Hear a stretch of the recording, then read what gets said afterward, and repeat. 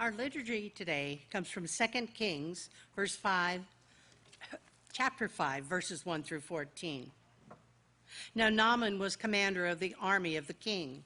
He was a great man in the sight of his master and highly regarded, because through him the Lord had given victory to the king. He was a valiant soldier, but he had leprosy. Now bands of raiders from the king had gone out and had taken captive a young girl from Israel, and she served Naaman's wife. She said to her mistress, "If only my master would see the prophet who is in Samaria, he would cure him of his leprosy." Naaman went to his master and told him what the girl from Israel had said. "By all means, go," the king replied. "I will send a letter to the king of Israel." So Naaman left, taking with him 10 talents of silver, 6,000 shekels of gold, and 10 sets of clothing. The letter that he took to the king of Israel read, "With this letter, I am sending my servant Naaman to you, so that you may cure him of his leprosy." As soon as the king of Israel read the letter, he tore his robes and said, "Am I God? Can I kill and bring back to life? Why does this fellow send someone to me to be cured of his leprosy? See how he is trying to pick a quarrel with me?" When Elisha, the man of God, heard the king of Israel had torn his robes, he sent him this message: "Why have you torn your robes? Have the man come to me, and he will know that there is a prophet in Israel." So Naaman went with his horses and chariots and stopped at the door of Elisha's house. Elisha sent a messenger to say to him, "Go, wash yourself 7 times in the Jordan, and your flesh will be restored, and you will be cleansed." But Naaman went away angry and said, "I thought that he would surely come out to me and stand and call on the name of the Lord his God, wave his hand over the spot, and cure me of my leprosy. Are not the rivers of Damascus better than all the waters of Israel? Couldn't I wash in them and be cleansed?" So he turned and went off in a rage. Naaman's servants went to him and said, "My father, if the prophet had told you to do some great thing, would you not have done it? How much more then when he tells you, 'Wash and be cleansed'?" So he went down and dipped himself in the Jordan 7 times, as the man of God had told him, and his flesh was restored and became clean like that of a young boy. The word of the Lord for the people of God. Thanks be to God.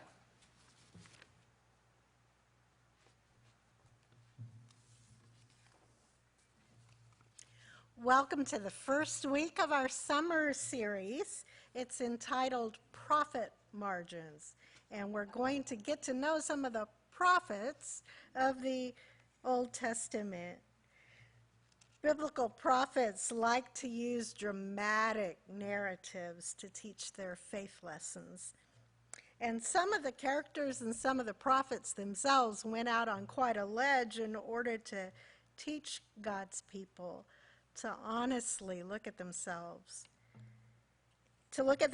in ways that they really didn't want and would not have chosen.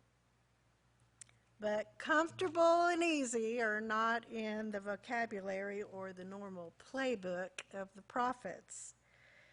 Instead, they have a frustrating propensity to speak uncomfortable truths.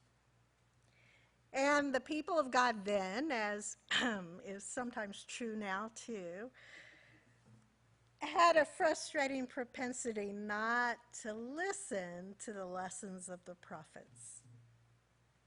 So, what might we learn if we were to really listen to these teachers who had such dramatic teaching methods? If we let these holy prophets of God become our kind of summer traveling companions as we journey through the Bible. So today's story takes us to 2 Kings and the story of Naaman, who had a horrible skin disease. Naaman listened to the voice of wisdom and hope that was spoken by a little servant girl. It was also spoken by a prophet of Israel.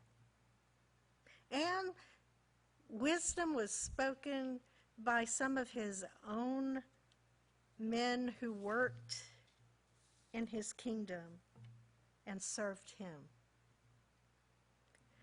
Our Bible lesson today is about recognizing God's voice in the voices of other people, and especially those other people that you might not tend to listen to. And obeying God through actually trying what somebody else has said. Well, that's a stretch.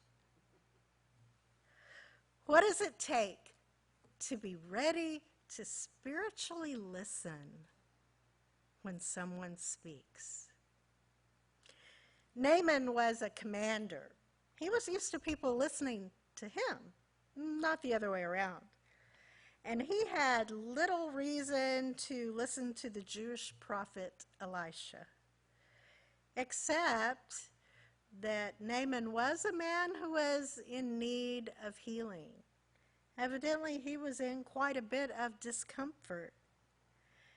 And God had moved in the heart of a child who had been stolen away from her own people in the spoils of battle. And this little girl had been made a servant for Naaman's wife. So you wonder if Naaman's wife had shared with that little girl about her husband's suffering. Or maybe the little girl witnessed Naaman's horrible disease as she served in the house and heard his wails of pain from the other side of the walls when his manservants would change his bandages.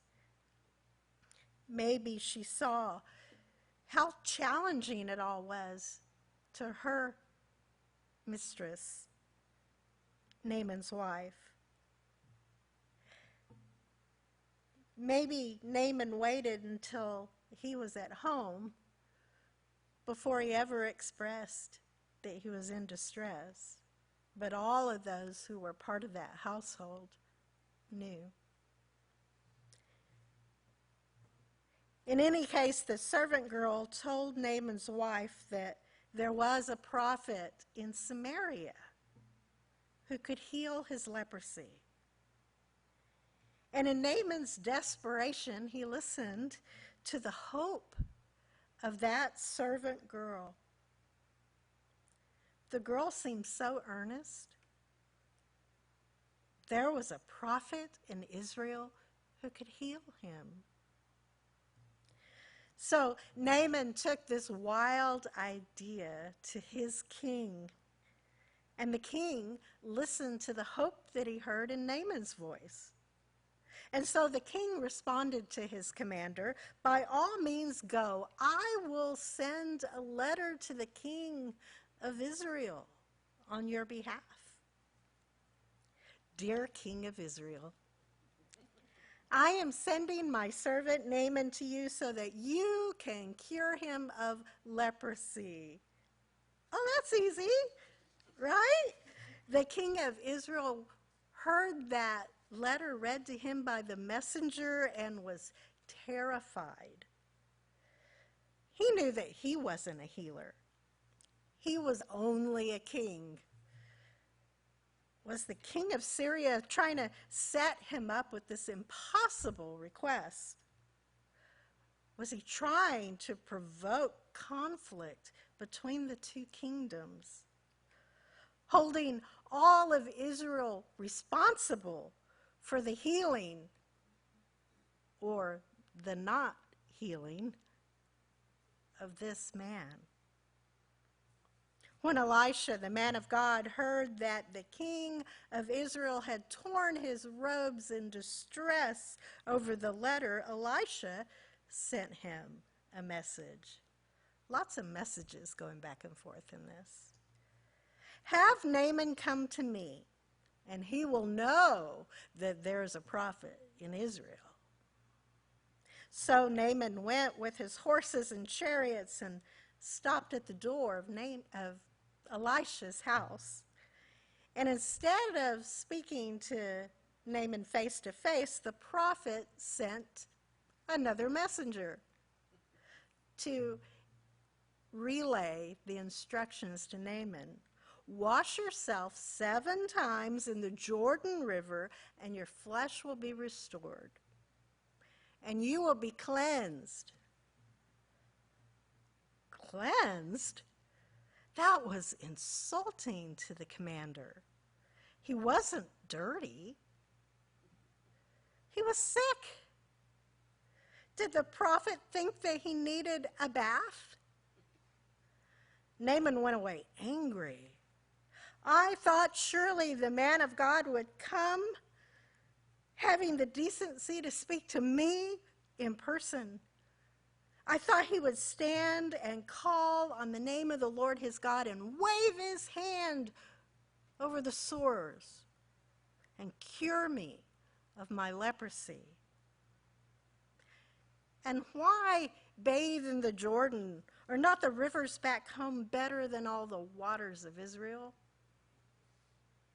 Oh, he was in a rage.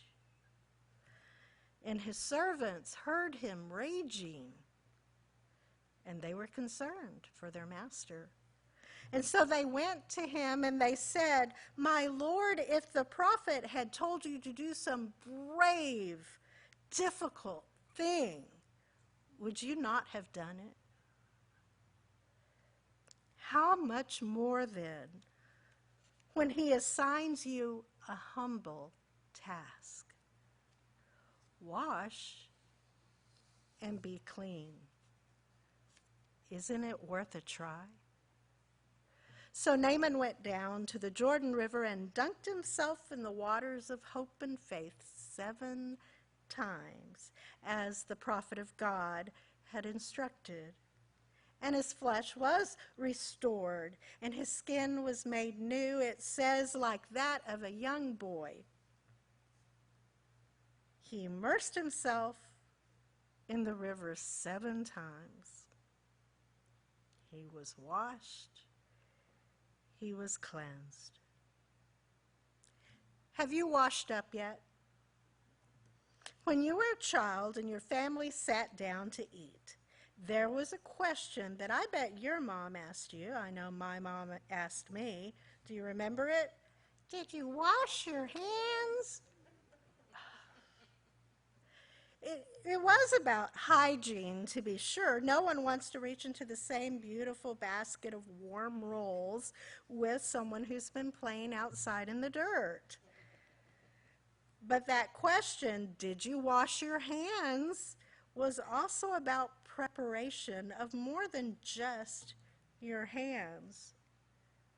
The question was about whether you were ready to join the family, to turn aside from what you'd been doing before and transition to the family table, to engage in conversation like civilized folk, and sharing those sacred gifts of presence and enjoyment and connection. Are you ready to join in, or will you continue to hold yourself apart? Will you dip your hands into the water or stubbornly remain dry? Would you dive right into the waters of hope and faith and healing?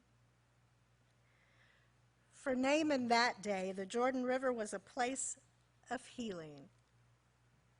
And maybe sharing such a story of faith can become for us an act of healing faith. Maybe encountering such truth can open our ears to the voices of hope and new seasons of refreshing that are all around us.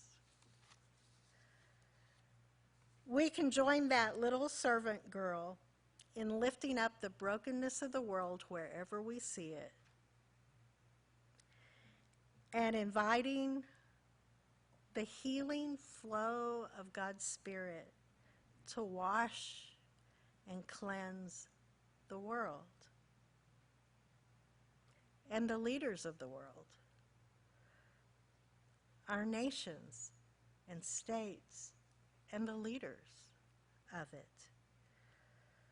We can step in and enter deeply into that hope so that God may guide us to new paths of wholeness and strength.